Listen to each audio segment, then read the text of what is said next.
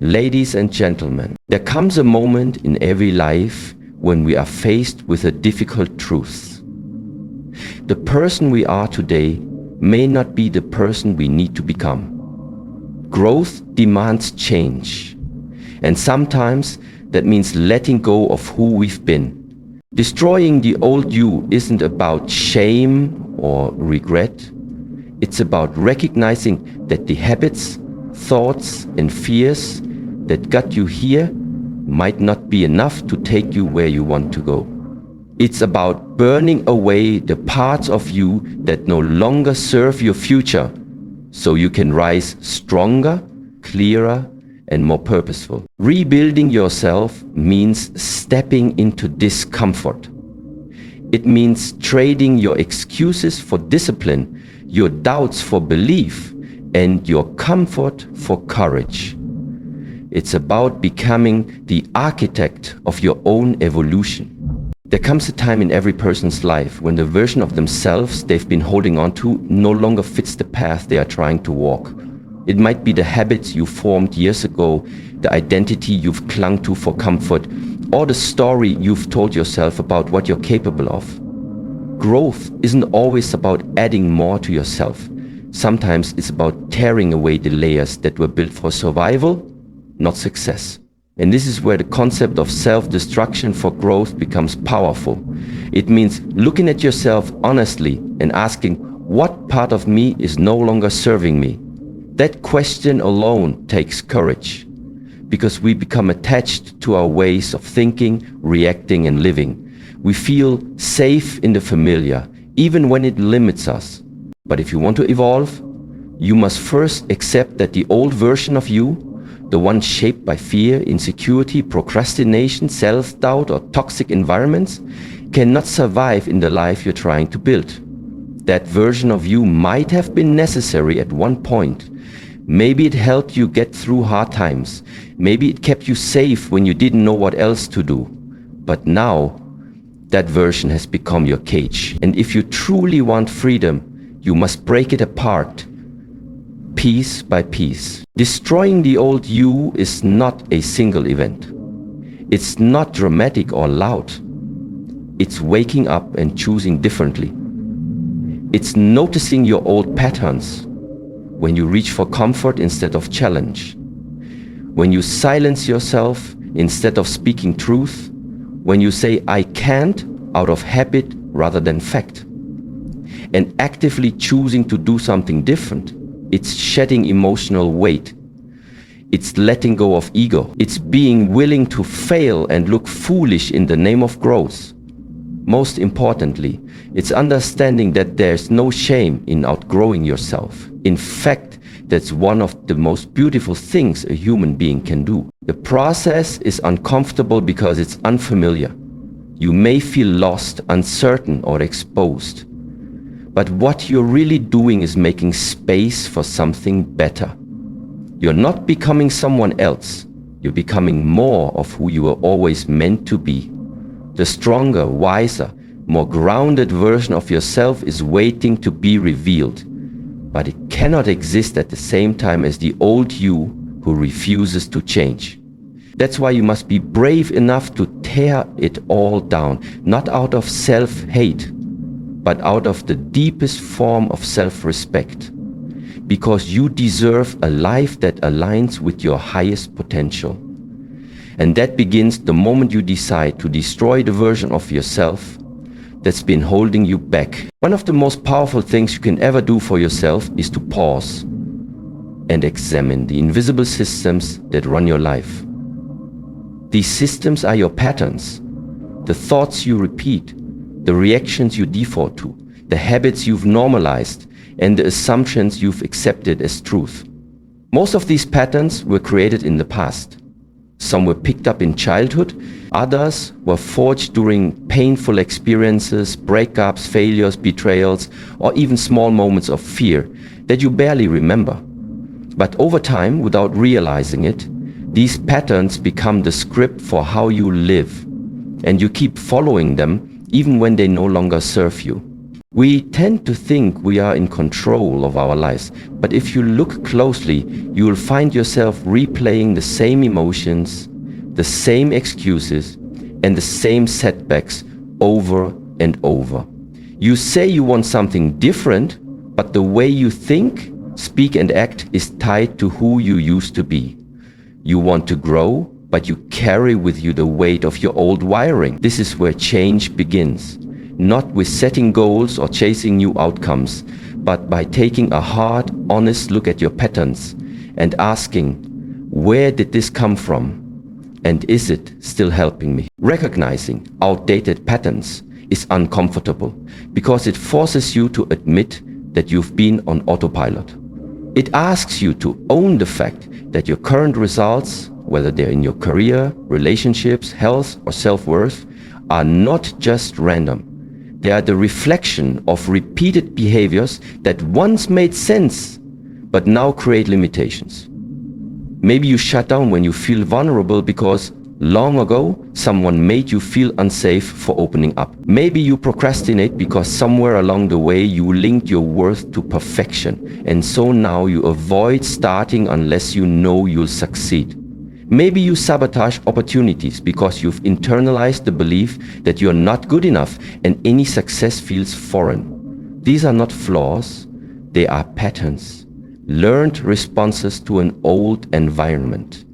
But the environment has changed, and so must you. The first step to breaking these patterns is awareness. Once you see them, you can't unsee them. You'll catch yourself mid-thought, mid-behavior, and recognize this is the old me showing up again. And in that moment, you get to choose differently. That's where transformation begins. Not in doing something huge, but in recognizing what needs to stop. What you no longer need to carry, what thought needs to be challenged, what habit needs to be unlearned. The more you bring these patterns into the light, the less control they have over you. There's a profound truth that many people overlook. You are not stuck where you are. You are choosing, whether consciously or not, to remain where you are. Life can be unpredictable. Painful things happen. People betray you, dreams collapse, mistakes are made, and sometimes everything you thought you could count on falls apart. And while you may not have chosen those moments, you do get to choose what happens next. Rebuilding yourself is not something that happens by accident. It's a decision. A deliberate, repeated, often uncomfortable decision to rise, even when it would be easier to stay broken. The idea that we wake up one day transformed is a myth. Transformation isn't a spark, it's a fire you have to tend to every day. It's a process filled with doubt, second-guessing, exhaustion, and quiet victories. And the foundation of that process is choice. You choose to get back up when it would feel easier to stay down. You choose to let go of resentment when you could hold on to blame. You choose to rewrite your identity when everything around you tells you to stay the same. That is where your power lives. Not in waiting for the right moment, not in hoping for someone to rescue you, but in recognizing that rebuilding who you are is always within your control. This is not to say the process is easy. In fact, it may be the hardest thing you'll ever do. Choosing to rebuild yourself requires a level of self-honesty most people spend their whole lives avoiding. It asks you to look at your weaknesses, your fears, your wounds. Not to shame yourself, but to finally understand yourself. You have to strip away the layers of expectation, of ego, of who the world told you to be, and begin constructing a new version of yourself that aligns with the person you want to be. And this new version isn't created in one giant leap. It's built in small, consistent acts of courage. Every time you face a fear, every time you follow through on a commitment, every time you speak your truth, you are laying down another brick in your new foundation. The beautiful and terrifying part is that no one can do this for you. No one can hand you the blueprint for your life. You have to create it. And the moment you realize this, truly realize it, is the moment you take your power back. Because in that moment, you are no longer at the mercy of your past or your pain. You are no longer defined by what happened to you, but by what you choose to do next. Every day, every decision, every breath becomes part of the rebuild. And though you may not see the change immediately, the shift is happening quietly, powerfully, permanently. Rebuilding is not about erasing who you were. It's about refusing to settle for a life that no longer inspires or fulfills you. It's about knowing you were made for more and deciding day by day to create it. No matter how far you've fallen, no matter how long you've been stuck, the choice to rebuild remains yours always. If there is one truth that lies at the heart of every transformation, it's this: growth is not comfortable. It's not supposed to be. Discomfort is not the enemy, it is the compass. It's the sign that you're moving in the right direction, that you're stretching beyond what's familiar, and that you're stepping into a version of yourself that you haven't yet mastered. But most people run from discomfort, they mistake it for danger. The moment something feels hard, awkward, unfamiliar, or uncertain, they retreat. They go back to what feels safe, even if it's stunting their potential. Discomfort is the space between who you are and who you are becoming. And it's in that space where all the magic happens. You will not build a stronger body without enduring sore muscles. You will not create meaningful relationships without facing emotional vulnerability. You will not gain confidence without first walking into rooms where you feel inadequate. And you will not develop discipline without doing the hard thing, especially on the days when you don't feel like it. Discomfort is not a sign that something is wrong. It's a sign that something is changing. Every time you choose to embrace discomfort instead of escaping it, you teach yourself something vital, that you are capable of more than your fear believes. You break the pattern of seeking ease and start to build resilience. And resilience isn't built in perfect conditions. It's built in the tension between desire and doubt, in the choices made when no one is watching, and in the persistence to keep going long after the motivation is gone. Discomfort forces you to confront your weaknesses, your insecurities, your excuses. And that confrontation is necessary if you ever hope to rise above them. Think about the life you want, the goals, the peace, the strength, the success, the freedom. None of it exists inside your comfort zone. If it did, you would already have it. Everything you dream of lives beyond what feels easy, and you only reach it by being willing to feel the growing pains that come with real progress. That means showing up even when you're afraid. That means asking for help when your pride says to stay silent. That means saying no to distractions, no to instant gratification, no to your old ways. All of which will feel deeply uncomfortable. But the alternative is far worse.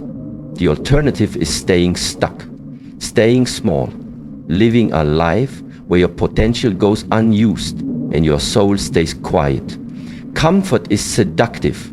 It whispers promises of safety, of ease, of familiarity. But in the long run, it robs you of depth, meaning, and fulfillment. You must choose your discomfort wisely, because both growth and stagnation are painful, but only one of them leads somewhere worth going. One of the greatest barriers to personal transformation isn't the lack of talent, opportunity, or resources.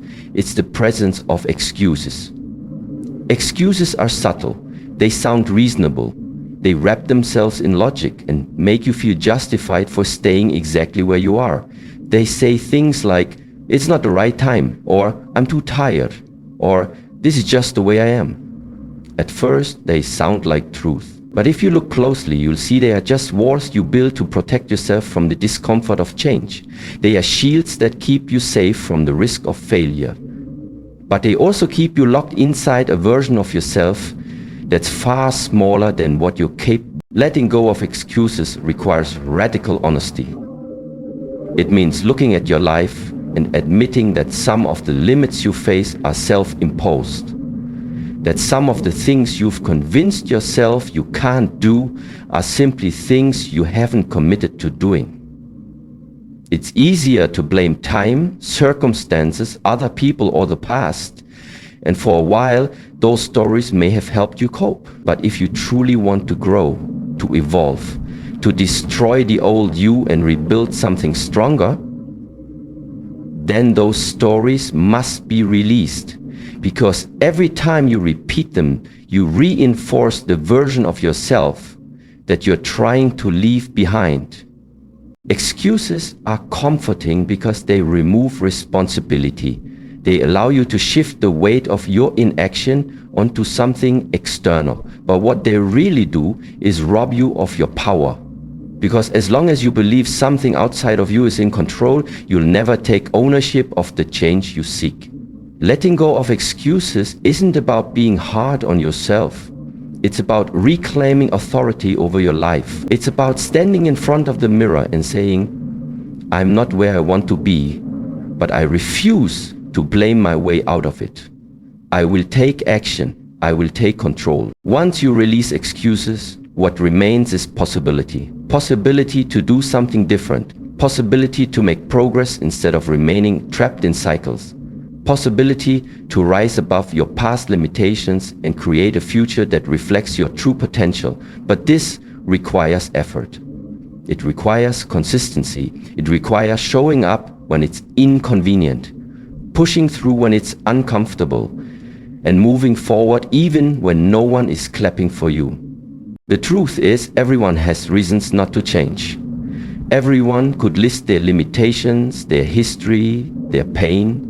But the people who grow, the ones who truly transform, are the ones who decide that their excuses will not have the final say. They trade the comfort of justification for the fire of responsibility. They stop asking, what's holding me back? And start asking, what am I no longer willing to tolerate in myself? This shift changes everything. Because once you let go of excuses, you unlock an entirely new level of discipline, focus, and freedom. You start to see that the only thing standing between you and the life you want is the story you've been telling yourself about why it's not possible. And once that story ends, a new chapter begins. One where you are in charge, fully and unapologetically. Every meaningful change in life begins with one powerful decision. The decision to choose courage over comfort. Comfort is easy, it's predictable, familiar, and safe. It tells you to stay where you are, to avoid risk, to protect what you have, even if what you have isn't fulfilling you. Comfort whispers lies that keep you stagnant. It convinces you that now is not the time, that you're not ready, that things aren't that bad. And so many people stay right there, in the middle of their lives, in the middle of their dreams, in the middle of who they are and who they could be, paralyzed by the fear of stepping outside the known. But courage is different. Courage is raw. It's uncertain. It doesn't come with a guarantee, and it rarely feels safe. Courage asks you to leap when your legs are shaking. It asks you to speak your truth when your voice trembles. It demands that you act not when you're confident, but when you're terrified. And yet, this is the very thing that leads to real change. Because nothing extraordinary is built in the arms of comfort. Everything worthwhile, growth, purpose, freedom, authenticity, lives on the other side of fear. Choosing courage doesn't mean you're fearless. It means you feel the fear and move anyway. It means you stop waiting to feel ready and realize that readiness is something built in the doing, not the waiting. Comfort will tell you to shrink, to play small, to be quiet, to stay hidden. It will tell you that being safe is better than being seen. But courage will push you to expand, to stretch into places that scare you, to risk failure, embarrassment, rejection, and even pain. Not because you enjoy those things, but because you know they are the price of growth. It takes courage to leave behind a version of yourself that you've outgrown. It takes courage to admit that you want more. It takes courage to walk away from toxic patterns, even when they're familiar. It takes courage to hold yourself accountable, to face your reflection and admit that the life you're living doesn't reflect the person you want to be.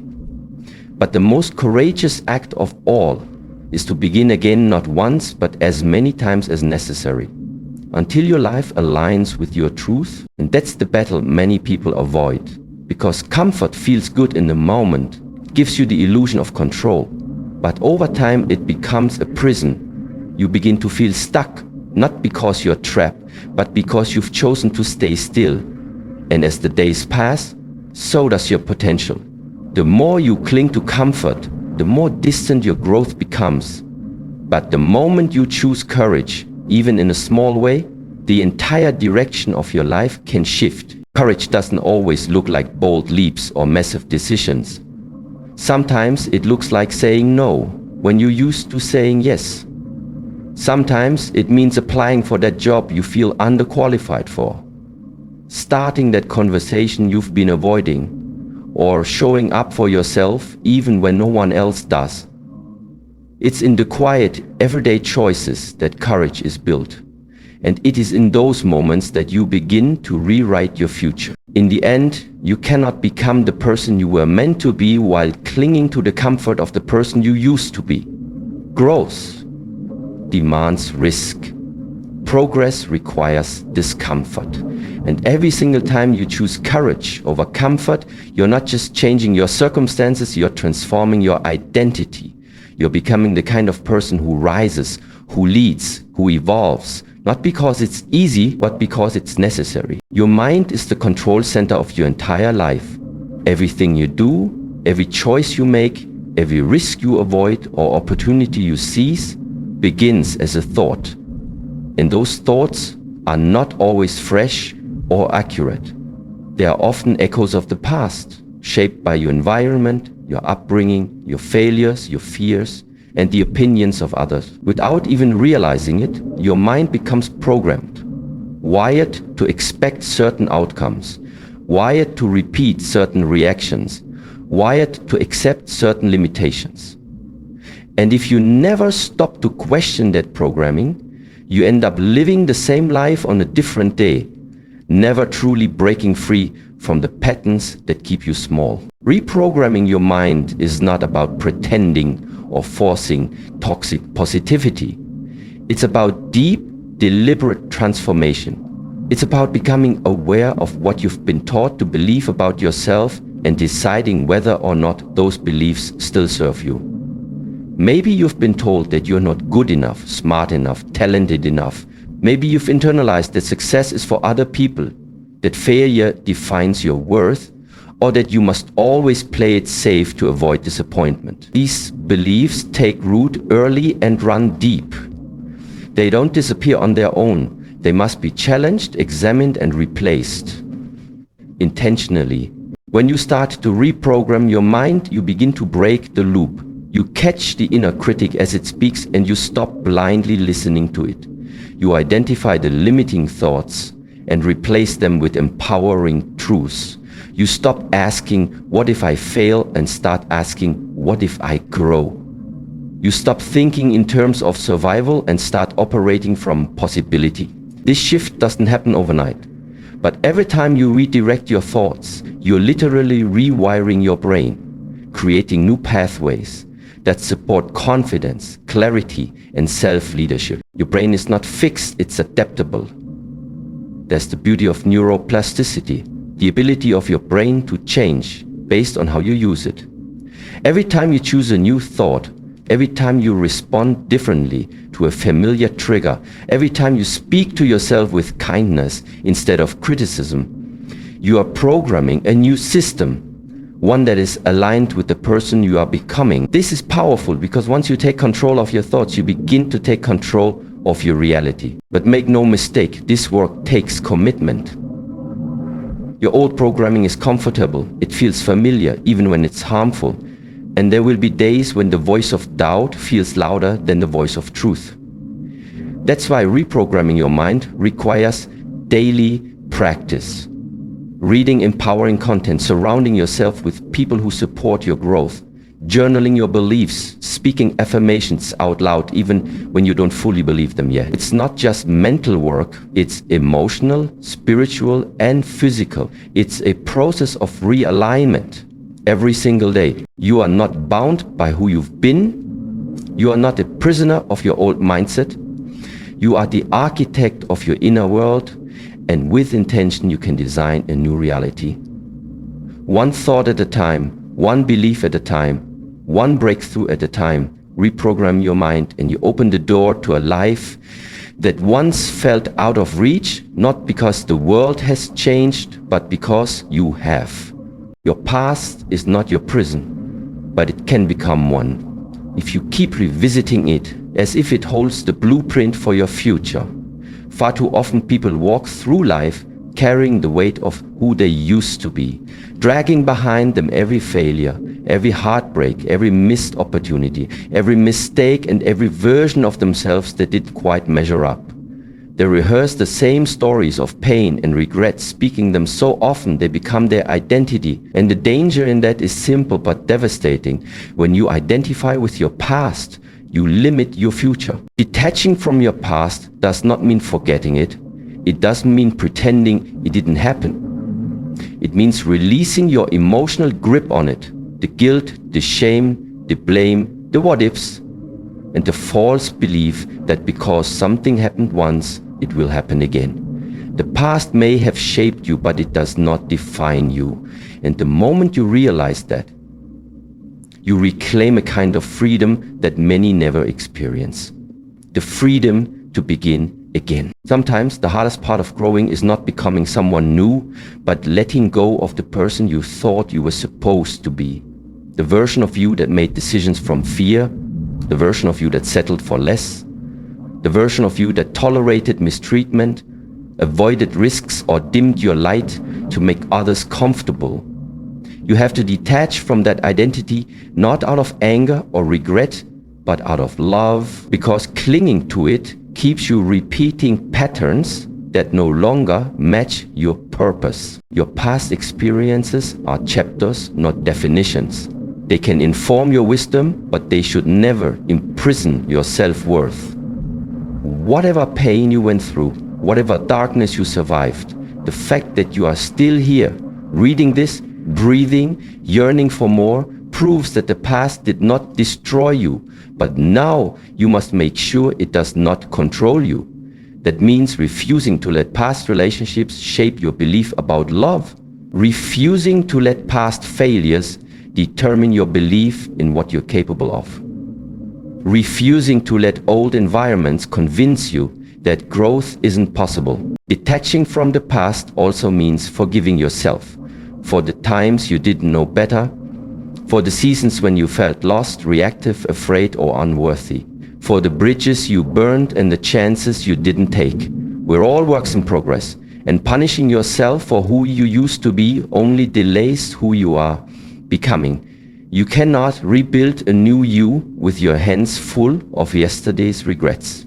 At some point you have to open your hands, drop the weight, and walk forward. The past doesn't need to disappear for you to evolve. It just needs to lose its grip on your choices, your emotions, and your vision.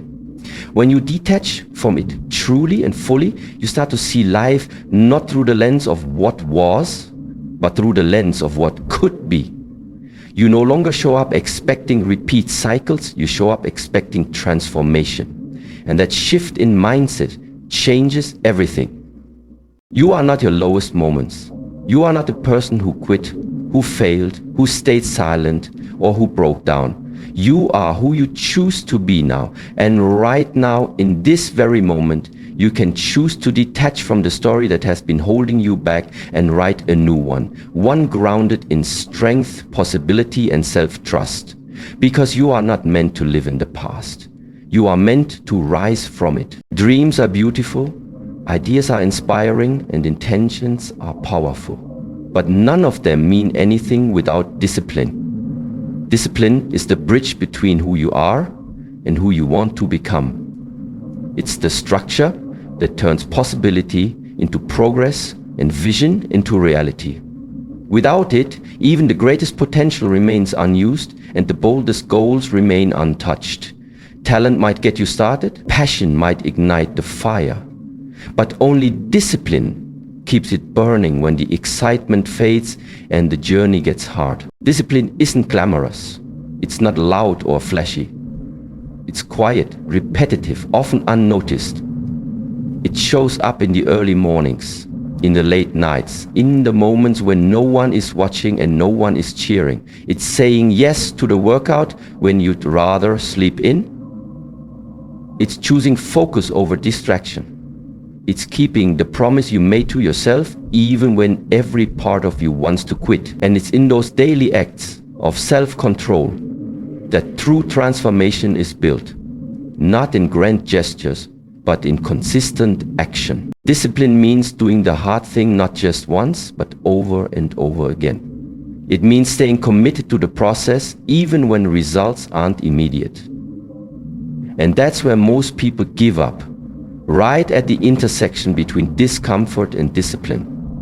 They expect quick wins, they crave instant results, and when life doesn't respond with applause right away, they retreat. But real change, real growth, doesn't come with applause. It comes with patience, with grit, with a quiet refusal to back down. Discipline is the mindset that says, I will not rely on motivation, I will not rely on mood, I will rely on habit. The truth is, discipline is freedom in disguise. While it may feel restrictive in the moment, it actually gives you control over your future.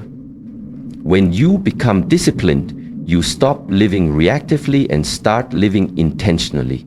You stop being pulled by impulse and start being led by purpose. You make your decisions from vision, not from convenience. And over time, those small, disciplined choices compound into massive personal change. It's not about being perfect, it's about being consistent. Even when you fall short, discipline is what gets you back up. It's what reminds you why you started. Some days, discipline will feel like a burden. Other days, it will feel like your only anchor. But the longer you stick with it, the more it becomes a part of who you are.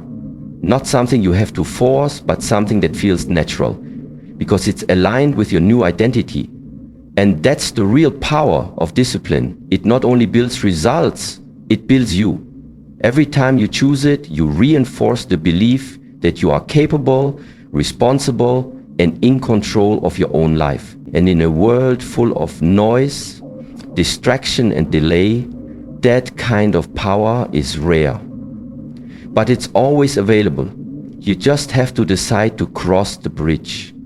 Every single day. One of the most overlooked yet essential parts of rebuilding yourself is learning to celebrate progress instead of chasing perfection. The world around us often glorifies the flawless, the finished product, the picture-perfect outcome. Social media feeds flood our eyes with highlight reels of success and achievement, making it easy to forget that behind every triumph lies a messy, imperfect journey. But the truth is that perfection is an illusion, a moving target that keeps shifting, always just out of reach. If you wait for perfection before you acknowledge your efforts, you will likely wait forever. Growth doesn't come from flawless execution. It comes from showing up again and again, learning from mistakes, adjusting, and moving forward. Celebrating progress is about recognizing the small victories that mark your journey forward, even when the road is long and the finish line isn't in sight. It's about appreciating that every step you take, no matter how tiny, is a rejection of the old you who believed you couldn't change. It's those moments when you choose persistence over giving up, courage over fear, and hope over despair that deserve your attention and gratitude. When you honor progress, you fuel your motivation and build momentum. You create a positive feedback loop that encourages you to keep going, even when things feel tough or the results aren't immediate. This celebration isn't about arrogance or complacency. It's not about settling or excusing yourself for lack of effort. Rather, It's an act of self-kindness and acknowledgement that change is a process filled with ups and downs, detours and setbacks.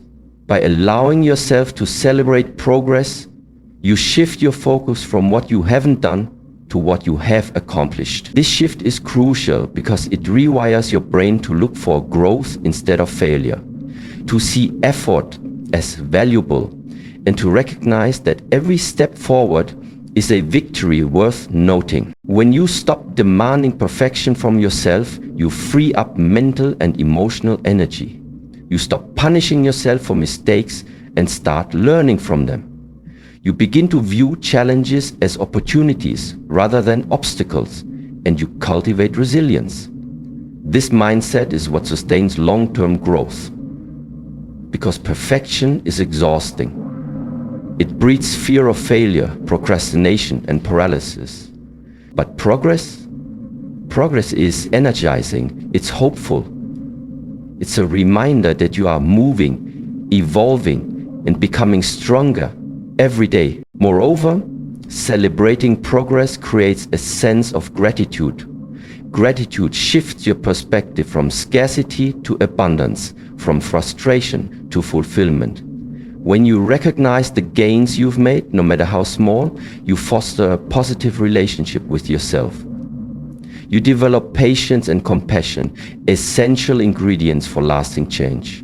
This doesn't just improve your self-esteem, it builds a foundation of confidence that supports your continued growth and helps you face future challenges with a steady heart. Ultimately, rebuilding yourself is not about achieving perfection or reaching an end point. It's about a journey of becoming imperfect, messy, but always forward moving. When you learn to celebrate progress, you honor that journey. You affirm your resilience, your courage, and your commitment to becoming the best version of yourself. This practice keeps you grounded, motivated, and empowered. It reminds you daily that you are enough, not because you are perfect, but because you are trying, growing, and daring to be new. And in that truth lies the greatest victory of all.